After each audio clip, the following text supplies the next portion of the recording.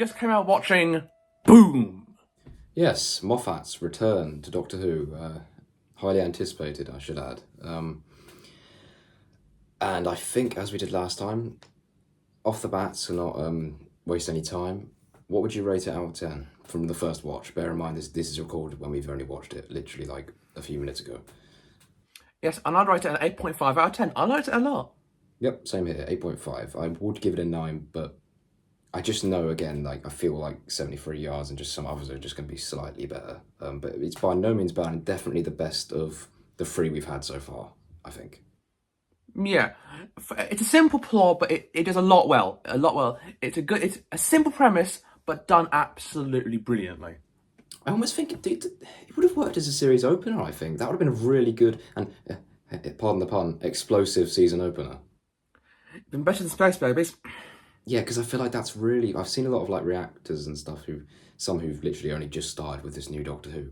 They're already missing references because, yeah, like if you start with Space Babies, you miss all the references to the Toymaker, which is like the plot of the season or like one of the parts of the arc. So that's awkward. But a lot of people like are sort of like, oh, this is Doctor Who. This is that show that you were saying was so good. Because, yeah, Space Babies is a terrible first impression of the show. Like, if that's the first time you've watched it, it's not going to make you want to keep watching.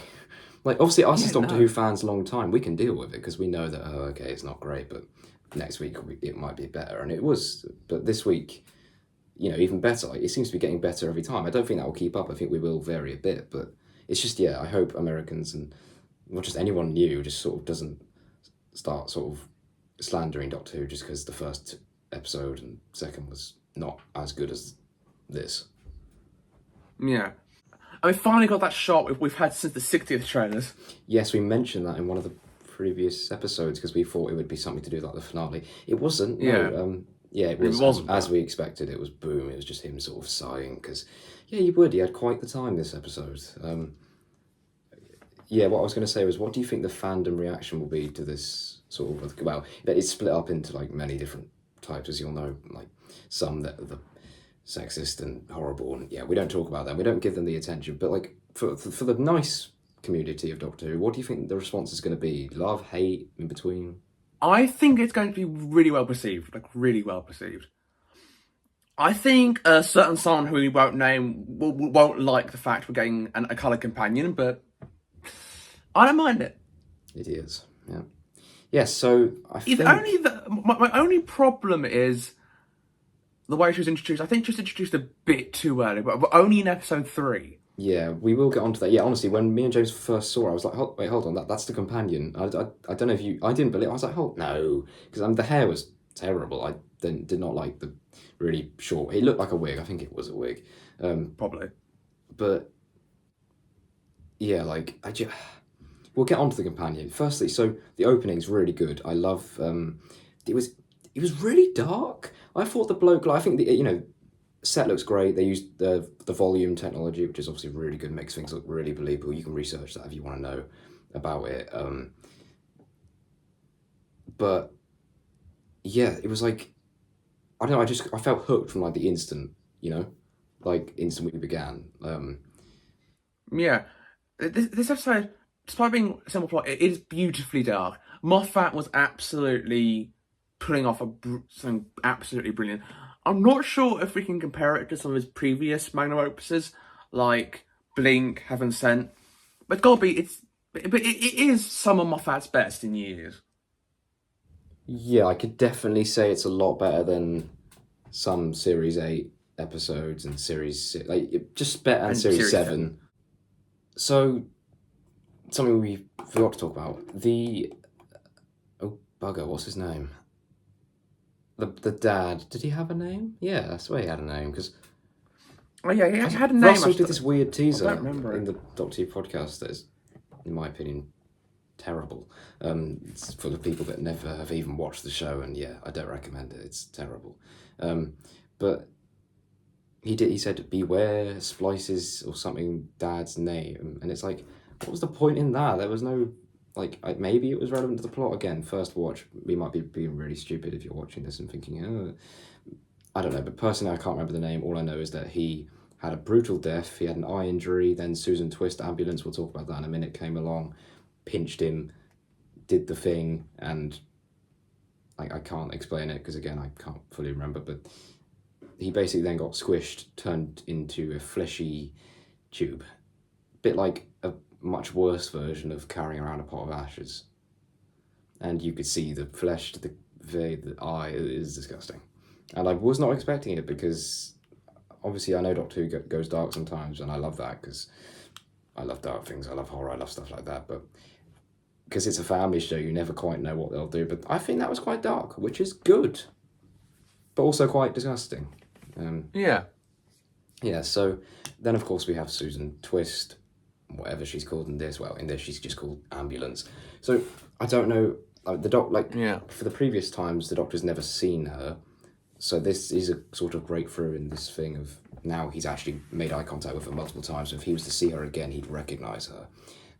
Now we might actually have another reason to see her again, because that brings us on to the next point. Oh, and actually, yeah, I should add, this is not just, it was hardly a cameo, she was basically in the background and in a lot of scenes in the entire episode, which was interesting, and I don't know how it works that she's an AI. I feel like she was just pretending, but again, we have no clue what she is, who she is, how she does it. We'll find out, but yeah, anyway, so next point, as we were saying, how the hell does this work? We saw the new companion like a season early. What the hell? Yeah. So, three episodes in. I mean, some people were theorising we'd see the companion this series, but in episode 3? And I know, because the shortest episode count, we're already nearly halfway through the series, but still. Either way, it just didn't feel, it was very random, and that I guess now means that she's an Anglican warrior, whatever. I don't actually know if they're human or not. I mean, I presume they are, but maybe not. It'd be nice to have an alien companion again, or at least a companion that knows more about different stuff and spacey stuff, you know. Yeah. I was just really surprised, and I thought, that can't be, she must have, but then I was worried that Moffat, oh god, but no, then I thought, actually no, Moffat can't be doing like another Clara in Series 7 situation, because he's not in charge of the series, so I don't know where they're going to go with that, but there is this thing, like, as I was saying, so Susan Twist's character, we've seen in I don't know if you know this, James, but in a Disney Plus trailer, I mean, of course, you know she's going to appear again. In a Disney Plus trailer they released recently, like maybe a week ago or something, but like not released, it was like, you know, one of the adverts that someone recorded and reposted, whatever, and it had live action Susan in like modern day with hair very similar to when she appeared as a hologram towards the end of Boom, which maybe implies we go back to that planet towards the end of the season. We then pick up the companion and also then meet the real life Ambulance and whoever she actually was, because obviously the Ambulance has been her biggest role yet. So yeah, I don't know what you think about that, but I think that might be a chance that could happen. I've just thought of it on the spot, but you never know. Yeah. Because we've seen her in live action, and the Doctor speaks to her. Like there's a full-on like sort of conversation that we don't really hear. Yeah, and I gotta say, I'm glad the series is getting better and better, because after the Christmas special, I thought, oh, I don't know about Shooty, he looks a bit too comical. But with The Devil's Cord and Boom, my doubts are being blown away, like a landmine, blowing my expectations to bits. Yeah, comment what you guys think. If this is, well, for the highlight videos on the YouTube channel, I know you can't on Spotify, but there will be a poll on Spotify for you below to vote how much you liked it. So comment what you think out of 10, and that's pretty much it. Yes, so comment, if you're watching this on YouTube, comment what you thought of Boom, not what it's called, comment what you think of Boom, and if you're on Spotify listening to this, vote in the poll. Yes, and we will be back this time, roughly, Saturday next week. For 73 yards. I'm very excited for that. We've had a couple previews of the Next Time trailer and Unleashed. We still don't know much, but we know enough for me to be very excited, and yeah, cannot wait for that. I'm going to be raving about that, and we'll probably just be speaking a load of gobbledygook. So yeah, sorry about next week, but hey, we'll see you then. Good night / goodbye.